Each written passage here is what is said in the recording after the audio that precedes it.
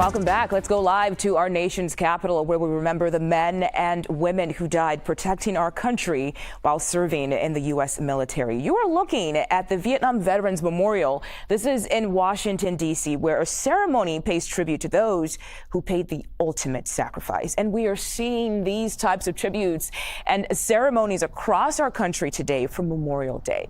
CBS News Pittsburgh's Chris DeRose joins us live now in Irvin, about 20 miles outside of Pittsburgh. And Chris, tell us more about the dedication ceremony that's happening there today.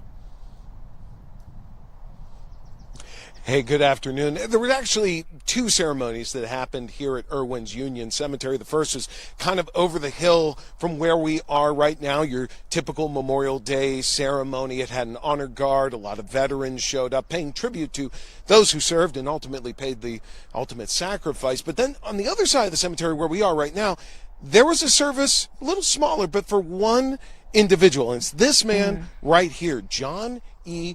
Waggle. And Johnny Waggle, he was actually the last living Union veteran in Westmoreland County, Pennsylvania. And he died at the ripe old age of 99. He made it through the war. He served at the very end of the war and was actually a tax collector back here in Irvin after he came home.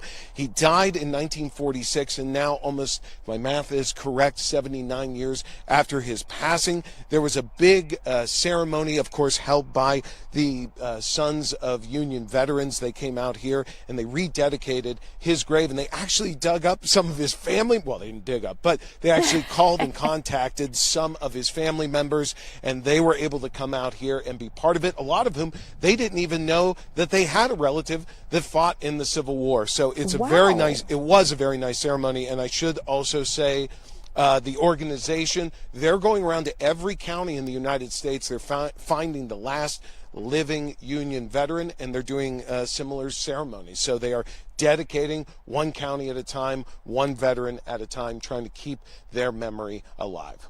Chris, that is amazing. I cannot even imagine, like, they didn't know, and then this happens. I have one quick question for you before we let you go. What was the mood like? I know Memorial Day can oftentimes be a very somber day for a lot of people. What was the mood like out there for that ceremony?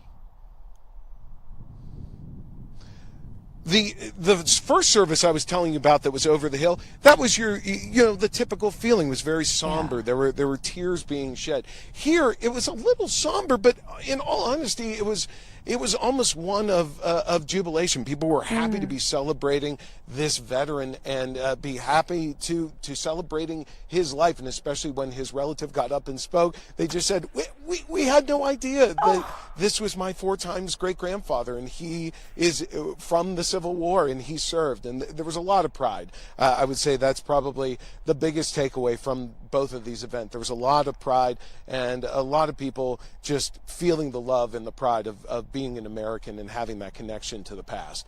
Yeah, 4 times great-grandfather. Wow. Of course, there's so much to be proud of hearing that. That's amazing. CBS News Pittsburgh's Chris DeRose, thank you so much for making time for us in 24/7 today. We appreciate it.